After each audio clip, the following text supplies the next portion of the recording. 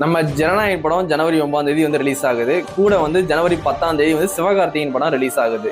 இப்போ எல்லா விஜய் ஃபேன்ஸும் ஒரு கோவத்துல இருக்காங்க சிவகார்த்திகேயன் மேல. என்ன கோவம்னா, இவன்ட்ட போய் வந்து நம்ம தளபதி வந்து கன்னு கொடுத்துட்டாரு அப்படின்னு வந்து கோவத்துல இருக்காங்க.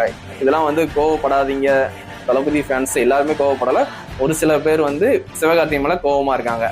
சிவகார்த்திகேயன் தான் வந்து ஜனவரி 10 வந்து டேட் ஃபிக்ஸ் பண்ணாரு, இது காரணம் வந்து சிவகார்த்திகேயன் தான் அப்படின்னு வந்து நிறைய பேர் வந்து சொல்லிட்டு இருக்காங்க. அது மாதிரி நிறைய டிவிக்கு ஐடி இருக்கும் பார்த்தீங்களா, நிறைய விஜய் ஃபேன்ஸ்லாம் வந்து பிறப்புக்கும் எல்லாம் உயிருக்கும்னு போட்டிருப்பாங்க. விஜய் டிபி வச்சுட்டு கீழே வந்து நான் இந்த போஸ்ட்ல இருக்கேன் டிவிக்கில் அப்படின்னு ஐடி கிரியேட் பண்ணிட்டு போஸ்ட்லாம் வந்து மாஃபிங் பண்ணி போடுறாங்க, அசிங்கமாக போடுறாங்க அப்படின்னு வந்து நிறைய குற்றச்சாட்டு வந்திருக்கு. அது சிவகார்த்திகேயன் ஃபேமிலியை வந்து மாஃபிங் பண்ணி போடுறாங்க, ரொம்ப தப்பா போடுறாங்க அப்படின்னு சொல்லி ஒரு குற்றச்சாட்டு வந்து எல்லாருமே வச்சிருக்காங்க. ஆப்போசிட்ல உள்ள கட்சிக்காரங்க விஜய் ஃபேன்ஸே இப்படி பண்றாங்க, அதுவும் கட்சியில உள்ளவங்களே வந்து மாஃபிங் பண்றாங்க, வீடியோ வந்து தப்பா போடுறாங்க கட்சியில உள்ளவங்களே. இவங்க கிட்ட பதவி கொடுத்தா நாளைக்கு என்ன பண்ணுவாங்க அப்படின்னு குற்றச்சாட்டு வைக்கிறாங்க.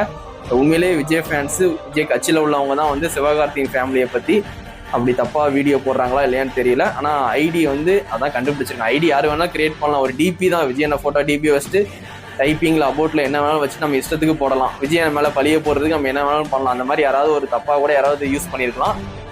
இருந்தாலும் விஜய் ஃபேன்ஸ் யாருமே பண்ணாதீங்க. சிவகார்த்திகேயனுக்கு இதுக்கு எந்த சம்மந்தமும் கிடையாது. அவர் வந்து படத்துல வந்து சம்பளம் வாங்கிட்டு நடிச்சிருக்காரு, நடிச்சு கொடுத்துட்டு போயிட்டாரு, அதோட முடிஞ்சிச்சு. இது எல்லாமே ப்ரொடக்ஷன் டீமோட இதுதான். ஜனவரி 10 ரிலீஸ் பண்ணணும், ப்ரொமோஷனுக்காண்டி வந்து கூப்பிடுவாங்க. படம் ப்ரொமோஷனுக்காண்டி கூப்பிடும்போது சிவகார்த்திகேயன் போய் தான் ஆகணும், சரிங்களா? நான் அக்ரிமெண்ட்லாம் போட்டிருப்பாங்க, படம் ப்ரொமோஷனுக்கு இங்க வாங்க அங்க வாங்கன்னு சொன்னா அவர் போய் தான் ஆகணும்.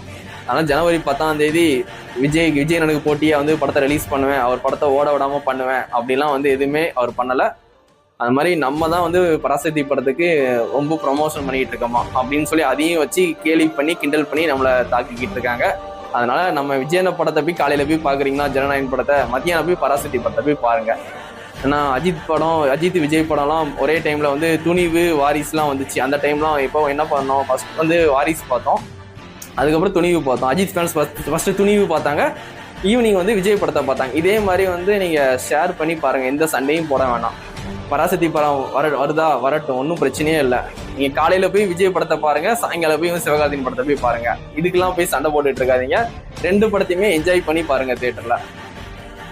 அதுக்காண்டி சிவகார்த்திகேயன்னா காரணம், சிவகார்த்திகேயன் ஃபேமிலியை வச்சு மாஃபிங் பண்றது, இந்த மாதிரி வேலையெல்லாம் விஜய் ஃபேன்ஸ் யாரும் பண்ணாதீங்க. இது கெட்ட பேரு விஜயனுக்கு தான் போகும்.